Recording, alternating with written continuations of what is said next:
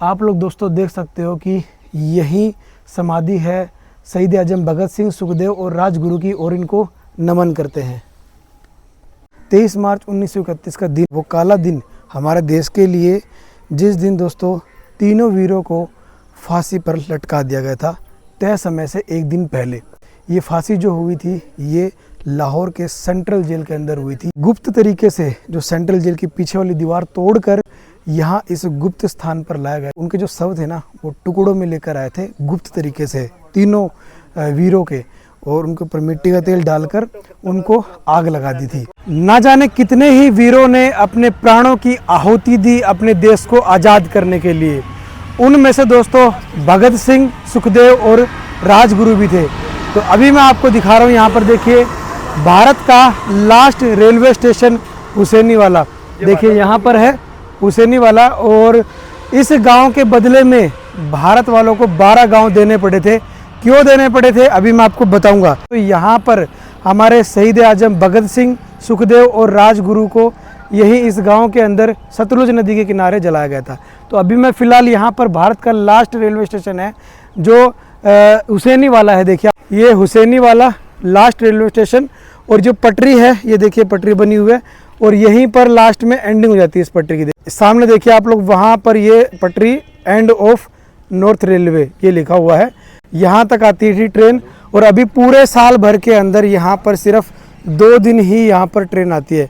एक तो बैसाखी के टाइम पर और एक और आती है दिन। आप लोग देखिए यहाँ पर अभी जो ट्रेन थी ना वो बिजली के तार लगे हुए, बिजली वाली आ चुकी है। लेकिन ये जो ट्रैक बना हुआ है यहाँ पर, ये ट्रैक दोस्तों आज़ादी से पहले का है, और उस समय नैरो गेज वाली चलती थी ट्रेन। और यहाँ पर देखिए रेलवे स्टेशन, पुराना रेलवे स्टेशन है ये उसी समय का।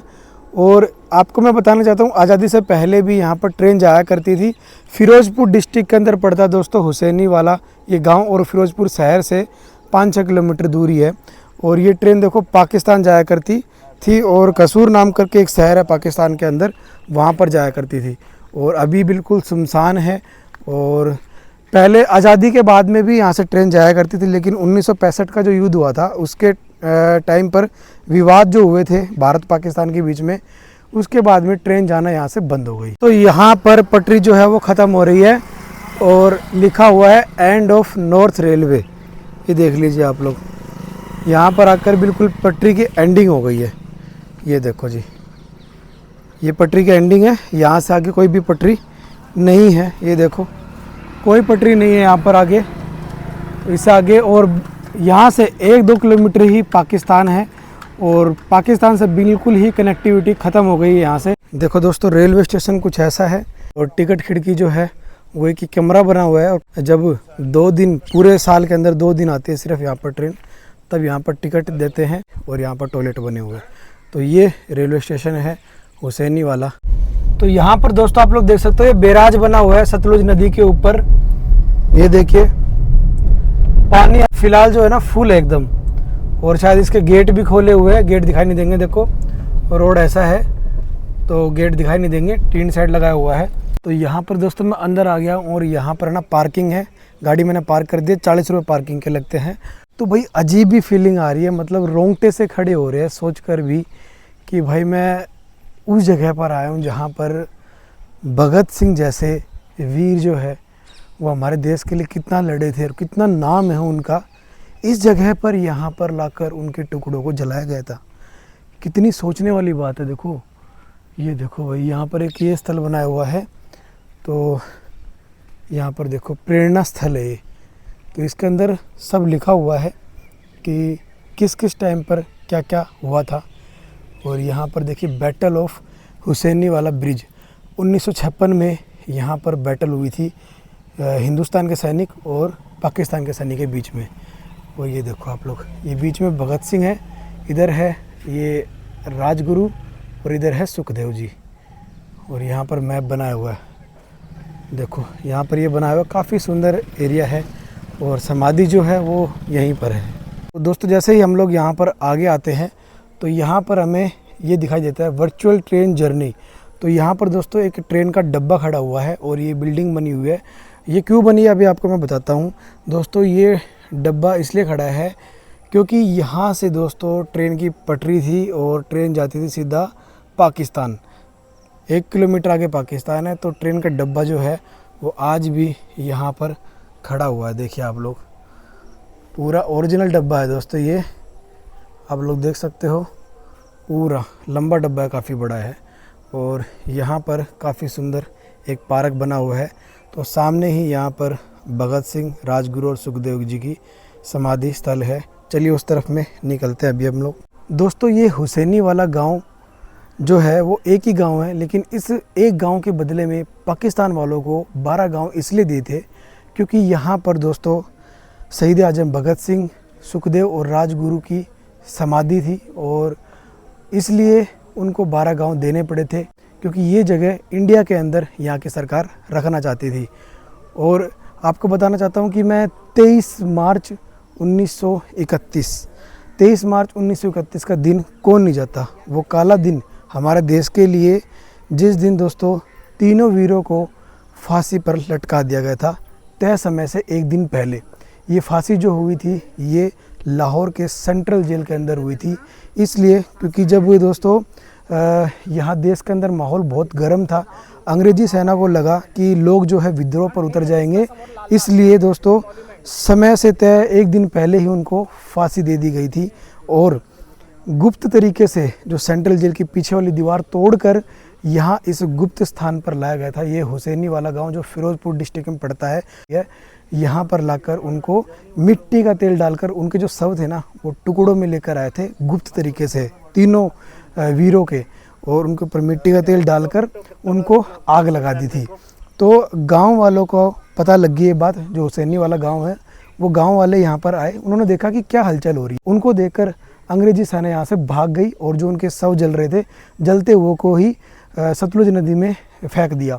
तो बाद में देखा गांव वालों ने कि ये तो भाई शव जो है भगत सिंह, राजगुरु और सुखदेव जी के हैं, तो उनको निकाला कैसे करके और अच्छे से दाह संस्कार किया। तो यहीं पर दोस्तों हुआ था, पीछे मेरे तरफ में, इस तरफ में। आप लोगों को पूरी बात मैंने यहाँ पर बता दी है। गुप्त तरीके से यहाँ पर लेकर आए थे और इसीलिए इस गांव को इंडिया में रखना था, तो 12 गांव दान में दे दिए एक तरह से। बीच में शहीद आजम भगत सिंह, शहीद सुखदेव और यहाँ पर राजगुरु जी है। और यहाँ पर लिखा हुआ है इंकलाब जिंदाबाद की प्रज्वलित ज्योति।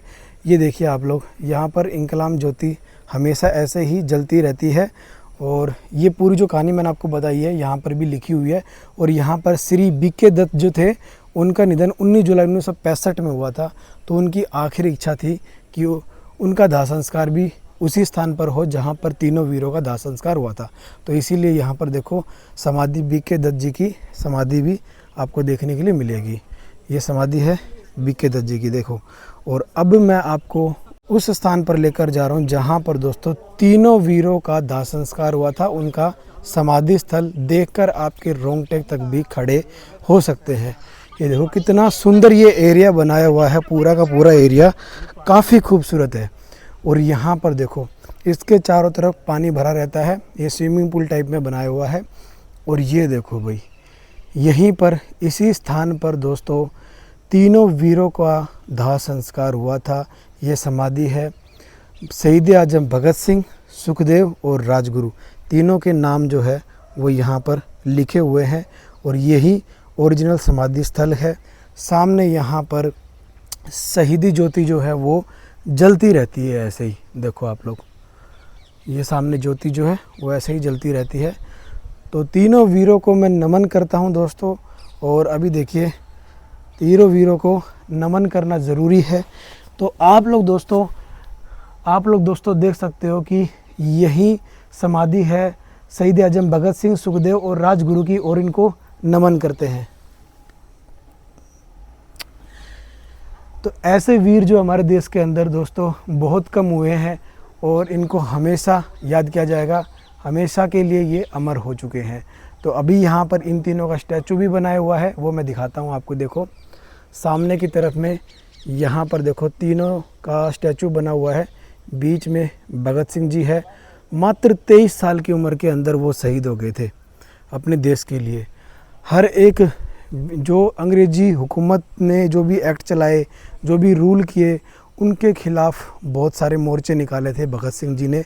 और उनके जो पिताजी थे, उनकी माताजी थे, वो भी गदर पार्टी से जुड़े हुए थे। शुरू से ही वो गदर पार्टी से जुड़े हुए थे, इसलिए उनसे भी उनको प्रेरणा मिली थी। और अभी यहाँ पर उनकी माताजी की भी समाधि बनी हुई है। अभी मैं उनकी तरफ में आपको लेकर चलता हूँ। यहाँ नीचे आने के बाद में यहाँ पर वॉर मेमोरियल बना हुआ है, बैटल ऑफ हुसैनी वाला, वो भारत पाकिस्तान का 1971 के अंदर। देखो ये वार मेमोरियल है और यहाँ पर जो नाम है वो भी लिखे हुए हैं सबके, देखो आप लोग अलग अलग। तो वार मेमोरियल के यहाँ पर नीचे जाने के बाद में जो भगत सिंह जी की माता है उनकी समाधि यहाँ पर बनी हुई है, देखिए। और शाम का समय हो चुका है और 6:30 बज चुके हैं, अंधेरा होने वाला है। देखो यहाँ पर लिखा हुआ समाधि पंजाब माता, और उनके बच्चों का वर्णन जो है वो लिखा हुआ है सारा। देखिए 9 बच्चे, भगत सिंह सेकंड नंबर पर है। तो यहाँ पर देखिए ये समाधि है माता की, आप लोग देख सकते हो। ये भगत सिंह जिस कोख से जन्मे थे उन माता की ये समाधि है। उन्होंने बहुत सारे वीर जो है हमारे देश को दिए, जिनमें से सबसे बड़ा नाम है शहीद आजम भगत सिंह। तो उन माता की जो समाधि है वो ये है। यहीं पर दोस्तों उनका दाह संस्कार किया गया था और यहीं पर उनकी समाधि बनाई गई है, आप लोग देख सकते हो। और ये कितनी बड़ी बात है कि जो माता होती है ना वो सबसे बड़ी योद्धा होती है, इसीलिए ऐसे वीरों को जन्म देती है। ये देखो आप लोग ये समाधि। तो अभी नमन करते हैं इनको कि ऐसे वीर हमें हमारे देश के लिए दिए इन माता ने। और यहाँ पर देखो पुल बना हुआ है, काफ़ी पुराना पुल है ये, सतलुज नदी के किनारे लोहे का पुल है। बीच बीच में इनको सपोर्ट देने के लिए बने हुए सीमेंट से।